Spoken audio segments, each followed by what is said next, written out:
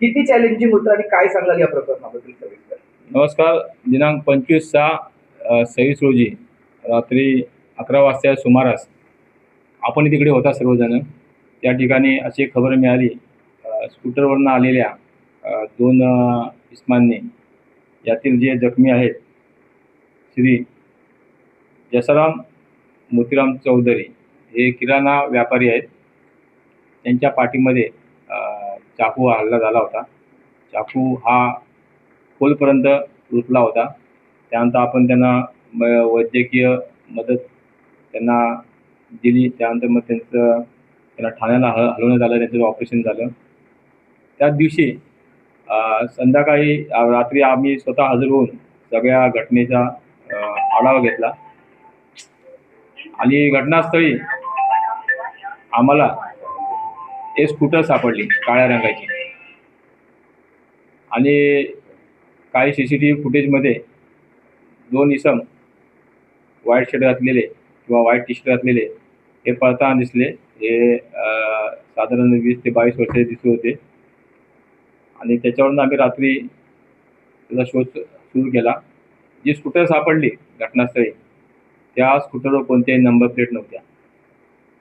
त्या number plate नसल्यामुळे आम्ही त्याच्यामध्ये आमचे एक्सपर्ट आहेत त्यांना पाचारण केलं आणि त्या स्कूटरचा इंजिन नंबर आणि चेसी नंबरवरनं आम्ही त्या स्कूटरच्या मालकाचा शोध घेतला आणि त्या स्कूटरच्या मालकाला रात्री फोन केला असता त्याने आम्हाला चांगली मदत केली.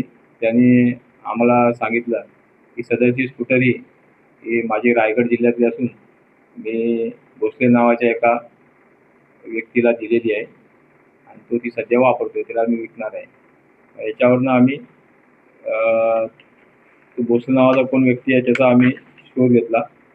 तर आपल्या जातीचा तेजस भोसले नावाचा 17 वर्षाचा मुलगा आहे. त्याची गाडी आढळली आम्हाला.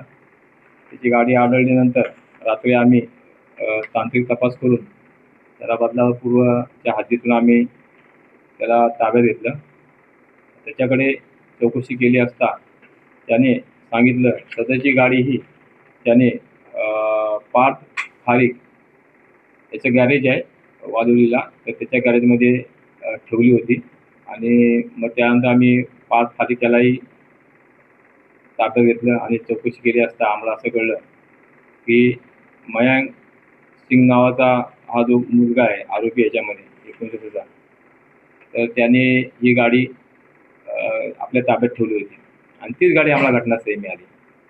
त्याच्यावरनं आम्हाला ते मुख्य आरोपी शोधण्यात मदत झाली आणि ह्या मयांक सिंगला पण आम्ही ताब्यात घेतले काल आणि त्याच्यावर चौकशी केल्यावर त्याने असं सांगितलं की ज्यांना चाकू मारला त्यावेळेस तो तिथे बाजूला उभा होता आणि ज्याने चाकू मारला तो विधी संघर्ष बालक आहे. ते दोघंजणं, त्यांची नावं मी इथे काही कारणास्तव घेता येत नाही.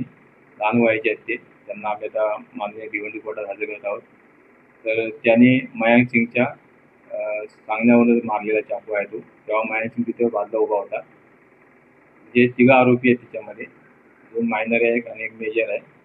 तर काही 3 का 4 महिन्यापूर्वी यातील आरोपीचं असं म्हणणं आहे की त्यांच्या परिसरामध्ये हे जे जखमी आहेत जसराम मोतीराम चौधरी यांनी पोलीस ठाण्याला त्याची तक्रार केली होती आणि सदरची तक्रार केली तेव्हा हा औरंगाबादला 10वीचे पेपर द्यायला 12वीचे पेपर द्यायला गेला होता. त्यामुळे ती खोटी तक्रार दिली. या रागातून त्यांनी हे काम केलेलं आहे. परंतु अजूनही काय शक्यता आहे याचा आम्ही तो तपास करत आहोत. त्यासाठी आम्ही त्याला माननीय अंबरनाथ कोर्टाकडे हजर करून पुढील रिमांड घेऊन त्याच्यामध्ये नक्की तेच कारण आहे का अजून दुसरं काही कारण आहे याचा आम्ही शोध घेत आहोत. नक्कीच. सर, जेव्हा घटनास्थळी जी गाडी दुचाकी सापडली होती त्यामध्ये बंदूक देखील होती असं देखील म्हटलं जाते. ती नेमकी कोणाची होती त्याची ओळख पटली का? आणि जेव्हा तक्रार दिली होती चौधरीने तेव्हा ती तक्रार काय होती? घटनास्थळी जी बंदूक सापडली आहे छऱ्याचं बंदूक होतं. काल आम्ही ते जप्त केलेलं आहे. तर त्याचा तपास पण त्या आरोपीकडून आम्हाला करायचा आहे. त्यासाठी आम्ही त्याची रिमांड घेत होतो आणि जी तक्रार दिली आता हे याच्यातील जखमी हे आणि जे फिर्यादी त्याचा मुलगा आहे तर ते हॉस्पिटलला आहेत. त्यांना बोलून ते पुढे तपास त्यामध्ये आम्हाला करता येईल. सावध राहायलाच पाहिजे, नाहीतर मग आमच्यापासून सावध राहा. जर पालकांना त्यांचे मुलं त्यांना सुधारता येत नसतील तर नक्कीच आम्ही पुढाकार घेऊ आणि मग आम्ही आमच्या परीने त्यांना काही सुधारण्याचं शिक्षण देता येईल ते आम्ही देऊ. कारण मोठा भाव या नात्याने पोलिसांचं काम आहे. जी अल्पवयीन मुलं आहेत ही छोटी आपल्या लहान भावासारखीच आहे. त्यांना सुधारणं आमचा 100% अधिकार आहे. जर पालकांना सुधारता येत नसेल तर आम्ही त्यांना सुधरवणार. काय आम्ही आमच्या परीने सुधरवू. आणि पालकांना जर आपली मुलं वाढत असतील अशी गुंडगिरीकडे वळत आहेत किंवा तर त्याने निश्चित मला भेटावं. 24 तास भेटावं, कधी पण. रात्री 1 वाजता येऊन भेटावं, 2 वाजता येऊन भेटावं. मी त्यांच्याकडे यायला तयार आहे आणि त्यांना सरळ करायला मी सक्षम आहे आणि तयार आहे. सर या परंतु बदलापूरमध्ये हे असे मायनर लोकांची गुंडगिरी यापुढे खपवून घेणार नाही. सर यामध्ये आरोपींची पार्श्वभूमी काय, आधी कुठले गुन्हे दाखल केले? हां, याच्यामध्ये अजून एक जो मेन आरोपी आहे त्याच्यावर एक गुन्हा दाखल आहे, 307चा दाखल आहे. तर त्याच्यामध्ये तो मायनर होता तेव्हा. आणि बाकीच्या यांच्यावर गुन्हे दाखल नाहीत. तर ते फ्रेश आहेत सगळे. असं आहे. हे काय आहे, हे संगत असते जी फेसबुक वगैरे याचे मीडियावरनं त्याच्यावर सगळे ग्रुप तयार झालेले आहेत. तर तेही बंद करण्याबाबत आम्ही सायबरला पत्र देऊन त्यांचे ग्रुप बंद करणार आहे. आणि बहुतेक याच्यातले जे जेवढे मायनर जे मारामारी करणारे पोरं आहेत ते सगळे आता भिवंडीला आहेत किंवा कल्याणला 307 सारख्या मोठ्या गुन्ह्यामध्ये सगळे आत आहेत. आता जे 307 सारख्या गुन्ह्यामध्ये आत आहे त्याच्यावर निश्चित चांगली प्रभावी प्रिव्हेंटिव्ह कारवाई आम्ही बाहेर आल्यावर करणार आहोत.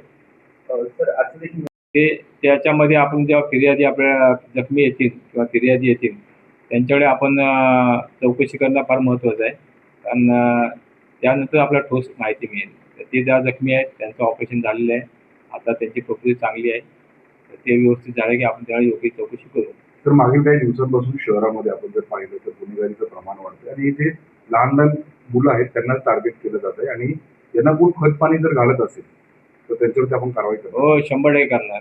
त्याबाबत आम्ही यांचे फेसबुक अकाउंट वगैरे जे आहेत सोशल मीडिया अकाउंट त्याचा मागोवा घेतो आहे. कोण कोणाच्या वाढदिवसाला जात आहे, कुठे बड्डे साजरा करतायत आणि कुठे किंवा पार्टी करतात. कोणाच्या वाढदिवसाला तडीपार जे आहेत जे अंबरनाथ विभागातले आणि बदलापूर ईस्ट वेस्ट विभागातले, शिवाजीनगर विभागातले किंवा उल्हासनगर येऊन इथे वाढदिवस साजरे करतायत कुठच्या फार्म हाऊसला.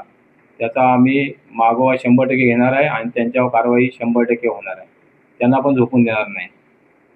सर हे जे आरोपी होते ते कुठल्या तरी गुन्हेगारी स्वरूपाच्या ग्रुपशी संबंधित होते अशी माहिती भेटते, ते खरं आहे? तसं म्हटलं तर यांचा जो फेसबुक ग्रुप आहे या बारक्या मुलांचा त्याच्यामध्ये तो उदय झुटे वगैरे जे आहेत आणि दर्शन सोनावणे वगैरे हे सगळे ते एकच मित्र आहेत सगळे ती लोकं. त्यातला उदय झुटे हा भिवंडीला जमा आहे आणि दर्शन सोनावणे हा कल्याण इथे जमा आहे.